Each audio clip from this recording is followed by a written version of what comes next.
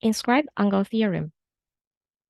The inscribed angle theorem states that an angle inscribed in a circle is half of the central angle that subtends the same arc on the circle. Let's illustrate. Go to circle. Go to circle with center point. Construct the circle. Go to line segment. Make an inscribed angle.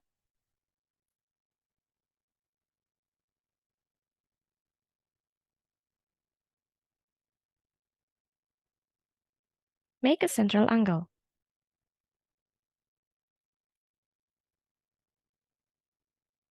Reflect the measures of the angles. The central angle measures 108.2 degrees. The inscribed angle measures 54.1 degrees.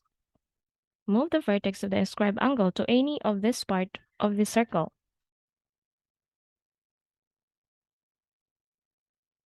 The value is still the same. Move one side of the central angle together with the inscribed angle. The inscribed angle is always 1/2 the central angle. Thanks for watching. Please like and subscribe.